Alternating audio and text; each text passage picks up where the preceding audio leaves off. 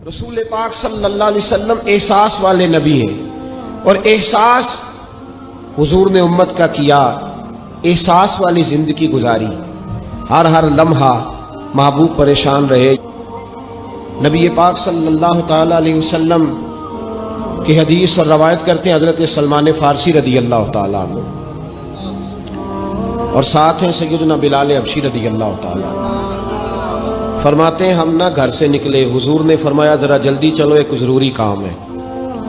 فرماتے ہیں بڑی تیزی کے ساتھ آج روٹین سے ہٹ کر محبوب نے تیز تیز قدم مبارک اٹھائے، تیز تیز، اور فرماتے ہیں ایک گلی ہم نے کراس کی، دوسری گلی میں جو پہنچے تو پھٹے پرانے کپڑے، سادی سی بیوی، اور حالت بتاتی تھی کہ بیچاری کسی غریب گھر کی ہے، وہ سڑک پہ کھڑی تھی اور رو رہی تھی۔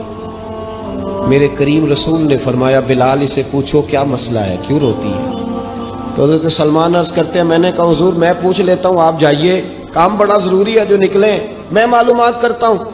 تو محبوب نے فرمایا نہیں، اس کے آنسو پوچھنے سے ضروری کوئی کام بھی نہیں، پہلے اس کی داد رسی ہوگی، اسے پہلے پوچھا جائے گا۔ روتے نہیں رہتے لوگ گھروں میں، لوگ گزر نہیں جاتے چپ کر کے؟ کتنے لوگ تڑپتے، کون احساس کرتا ہے؟ نبی پاک سید عالم صلی اللہ علیہ وسلم رکے اور اس خاتون سے پوچھا کیا بات ہے؟ اس نے کہا کہ بات کوئی بھی نہیں، میرا ایک ہی موٹا سا مسئلہ ہے۔ کہا وہ کیا؟ کہنے لگی میں غریب ہوں، اور غریبی بذات خود بہت بڑا گناہ ہوتی ہے، لوگ بڑا جرم سمجھتے ہیں اس کو بذات خود۔ میں نے شروع میں کہا نا کہ مذہبی سٹیج کی بھی صدارت غریب آدمی نہیں کر سکتا، کیونکہ غریب جو ہوا جد کول دتھی ہونی انہیں نیڑے بہنا ہے نا جی، جد کول نہیں انہیں تو پیچھے جا کے بہنا اینڈ تے کول کہڑا دتھی ہے۔ اس سٹیج پہ بھی غریب آدمی کی صدارت نہیں ممکن ہو ہی نہیں سکتا۔ میرے رسول پاک سید عالم صلی اللہ تعالی علیہ وآلہ وسلم نے فرمایا پہلے اسے پوچھو کیا مسئلہ ہے۔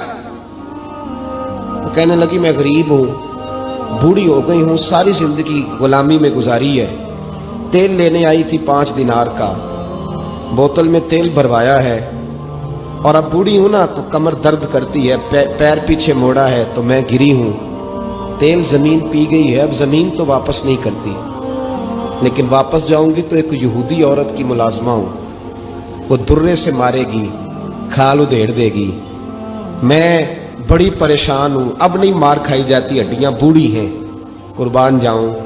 حضرت بلال کو حضور نے حکم دیا، فرمایا دوڑ کے گھر جا 5 دینار لا۔ فرماتے ہیں 5 دینار لائے، تیل خرید کے دیا، وہ پھر رونے لگی۔ فرمایا آپ کیوں روتی ہے؟ اس نے کہا بتایا نا غریب ہوں، غریب کا جرم کوئی نہیں ہوتا، لیکن پیس دیا جاتا ہے، پھر بھی مار تو اب بھی پڑے گی، اب کیوں پڑے گی؟ تو عرض کرنے لگی محبوبہ مار اس لیے پڑے گی کہ دیر سے کیوں آئی ہے۔ تو میرے کریم رسول اور وہ بی بی حضور ابھی آئے ہیں مدینہ طیبہ، امام یوسف صالحی فرماتے ہیں ابھی آئے تھے حضور، سبل الہدی والرشاد کے مصنف کہتے ہیں ابھی آئے تھے نبی پاک، وہ جانتی بھی نہیں تھی۔ تو سید عالم صلی اللہ تعالی علیہ وسلم نے فرمایا اچھا مار پڑے گی؟ کہا ہاں۔ او بھائی کونسلر جو کل آپ کو کہہ رہا تھا نا میں آپ کا خادم ہوں، کونسلر بے گناہ، بلکہ ہمارے SHO صاحب اگر چودھری پہ پرچہ آ جائے تو اس کو ٹیلی فون کر کے پوچھتے ہیں صاحب جی تہاڈے خلاف درخواست آئی ہے، کی کرنا ہے؟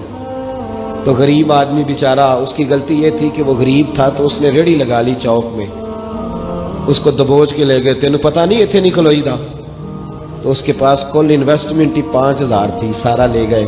پھر وہ کونسلر صاحب کے پاس چلا گیا، سر میرے نال چلے آ جائے ذرا میں تھانے جانا ہے۔ انہوں نے کہا گڈی کرائی آ، پیسے ہیں نہیں ایویں تھانے جائی دا ہے۔ اب وہ گاڑی لایا ہے، پتہ نہیں کہاں سے لایا ہے، تھانے پہنچا ہے، اور یہ ہے ہمارا حال کہ وہ SHO بھی بیٹھا ہے کرسی پہ اور کونسلر بھی کرسی پہ بیٹھا، اور وہ غریب پیروں میں بیٹھا ہے اور ہاتھ باندھ کے کہہ رہا میری ریڑھی دے چھڈو، میریاں 4 دھیاں نے تو میں شامی کھانا کھڑنا ہے۔ کدھر گیا امت کا وہ ذوق؟ ساری زندگی نعتیں سننے والوں بتاؤ تو صحیح نعت نے تاثیر کیا دی ہے روح؟ اگر ابھی بھی گھاڑی غریب کے پاس کھڑی نہیں ہوتی تو پھر کیا اثر ہوا ساری زندگی نعت سننے کا؟ میرے مصطفیٰ کریم سید عالم صلی اللہ تعالی علیہ وسلم نے فرمایا اس خاتون سے یہاں کونسلر ساتھ نہیں جاتا، کہتا ہے کر دیا ٹیلی فون، سویرے 9 بجے پہنچ جانا، اور کائنات کی سب سے معزز شخصیت حضرت سیدنا بلال حبشی رضی اللہ تعالیٰ عنہ فرماتے ہیں میرے نبی پاک نے فرمایا بی بی چل میں تیرے ساتھ چلتا ہوں. گویا اللہ کی ساری رحمتیں اس کے ساتھ ساتھ چلنے لگی. اور آگے آگے نہیں، ساری کتابیں پڑھ لو، وہ پھٹے پرانے کپڑوں والی بی بی آگے آگے اور اللہ کے کریم رسول پیچھے پیچھے. ساری گلیاں اس نے پھرائی، مدینے کی صحرا آ گیا. ایک دروازے پہ دستک دی سے مالکن آئی. وہ بی بی بعد میں کہتی ہے میں بھی بڑی ڈاڈی تھی، طاقت ہی نہیں تھی میرے سامنے کو کھڑا ہو سکے، لیکن جب میں باہر نکلی تو میں نے نور کے حالے میں لپٹی ہوئی ایک عظیم ہستی کو دیکھا. فرماتے محبوب کے گورے چٹے رنگ کے اوپر کالی زلفیں اور محبوب پاک کی مقدس آنکھیں جب تک بات کرتے رہے نظریں زمین پہ جھکی رہی. شرم و حیا والے رسول نے بڑے میٹھے، بڑے دھیمے، بڑے خوبصورت لہجے میں کہا. بریلی کے امام فرماتے ہیں نیچی نظروں کی شرم و حیا پہ درود. بڑے دھیمے لہجے میں فرمایا تیری نوکرانی ہے تیری. عورت کہتی ہے میں تو حضور کے جلووں میں محو ہو گئی کہ سادگی میں اتنا حسن میں نے دیکھا ہی نہیں، تیری نوکرانی ہے. کہا تو میرے محبوب نے فرمایا بیچاری کی غلطی کوئی نہیں، اسے مارنا نا، اس سے تیل گر گیا تھا، نیا خریدتے دیر ہو گئی، رو رہی تھی تو میں سفارش کرنے آیا ہوں. وہ خاتون کہتی ہے کسی کی نہیں مانی تھی. اور محبوب کے جملوں میں تاثیر اتنی تھی ککھ سواد نہیں مشری اندر اسا کھنڈا می چکھ ڈٹھیاں انہاں ساریاں شہواں نالوں گلاں سجن دیاں مٹھیاں. فرماتے ہیں نبی پاک صلی اللہ تعالی علیہ وآلہ وسلم نے فرمایا کچھ نہ کہنا. کہنے لگی نہیں کہتی، میرا وعدہ رہا کچھ نہیں کہوں گی. اب میرے حبیب نے پھر نظر اٹھائی اور اس غریبنی کی طرف دیکھا اور فرمایا تو اگر کہے تو میں جاؤں، تو اگر کہے تو میں خود بھیک دے خود ہی کہے منگتے کا بھلا ہو، تو اگر کہے تو میں جاؤں.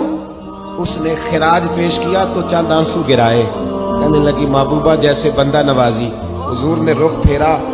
حضرت بلال کہتے ہیں میں پیچھے رہ گیا تو وہ دونوں بیویاں دوڑ کے میرے پاس آئی. کہنے لگی بتا تو صحیح ہے کون، یہ بتا تو صحیح کون تھے. تو حضرت بلال کہنے لگی تم نہیں جانتے.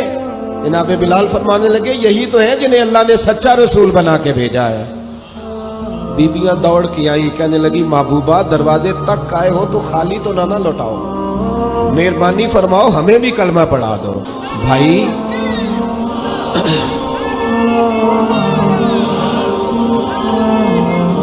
اگر دولت احساس ہے نا پھر تو زندہ ہے. جو زندہ ہوتا ہے اس میں لچک ہوتی ہے، جو مر جاتا ہے وہ اکڑ جاتا ہے.